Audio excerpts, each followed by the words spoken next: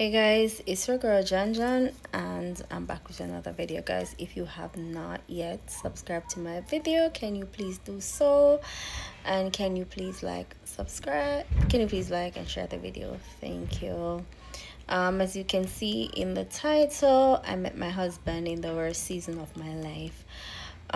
You guys, if you are new to my channel, my name is Janique, and I love to share both my faith, my life, and just my journey. Today I want to share a story that I have not fully opened up about before. I want to talk about how I met my husband. Now, if you scroll through social media or just watch certain videos, right, they tell you that you need to have your life completely together before you meet the one. They say you need to be glowing, healed, stable, and living your absolute best life. But for me, God had a completely different plan. I met my husband when I was in the absolute worst, most broken, and chaotic season of my life. Physically, emotionally, and spiritually, I was a mess. And today I want to tell you, oh, God used that exact season to show me what real unconditional love looks like. So grab your cup of tea, sit down with me, and let's chat, okay? So, to give you a little context, some months before I met my husband, I kept seeing these videos popping up on my YouTube feed. Specifically, I remember watching Stephanie Ike, I think that's her name, and she was speaking powerfully about marriage. She had something that triggered my faith. I remember telling God, okay, Lord, I am believing you. I am getting married this year, even though I have not met my spouse as yet. I stood on that faith. All right, so fast forward a bit, and I meet this man. When we first started talking, you guys, he was everything. He was a great person. He checked off almost everything on my list. But there was just one thing missing, one very important thing to me. And I remember being a little hesitant. I was praying, like, Lord, one thing is so important to me. I don't know, should I keep talking to him? But the connection was undeniable. We spent hours on the phone just getting to know each other. We talked about how we were raised, our humble beginnings. We just connected on a soulful level. And to be honest, in this modern dating age, a lot of guys, they immediately ask you for certain type of pictures or talks certain kind of conversations, that are, to like such inappropriate places. With him, none of that ever happened. It truly just like wanted to get to know me. But while this was beautiful connection growing, my world was secretly falling apart.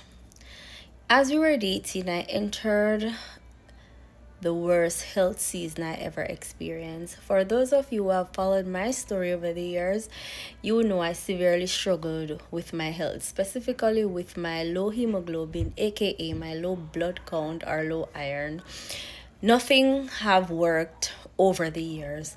So right after I met my husband, my no husband, I ended up in the emergency room. I remember sitting there thinking, oh my gosh, I'm going to scare this man away. We just met and I'm already in the hospital. But he didn't run. Then, right in the middle of that, my son fell, broke his thigh bone. I was carrying the weight of being a mother, watching my child suffer, dealing with constant worry and feeling so overwhelmed. I thought surely he's going to look at my life and say, this is way too much drama, I'm out.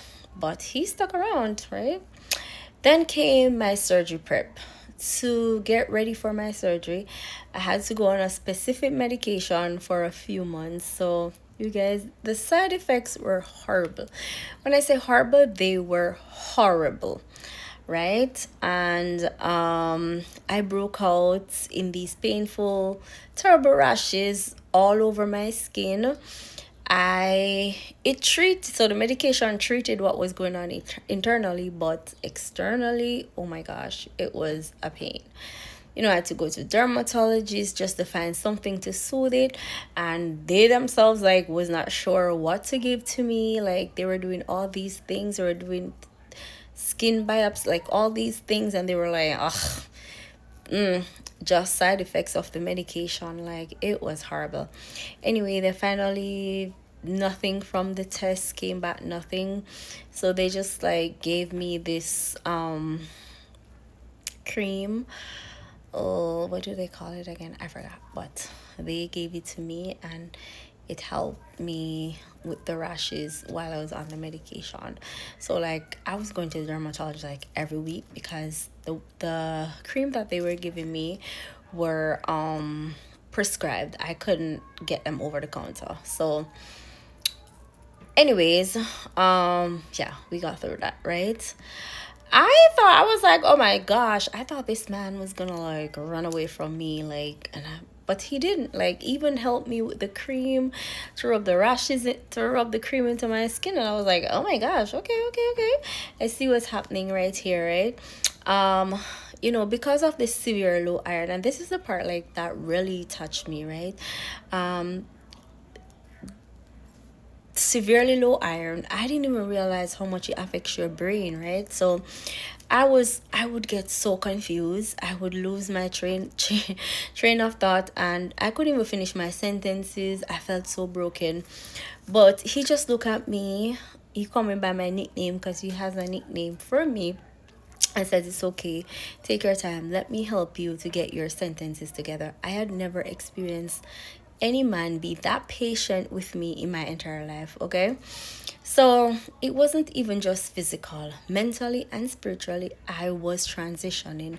I just left my old church and starting to get a new one, which is an emotional burden in itself. I was sick more than I was well, and because of that medication I was on, my emotions were amplified by 10.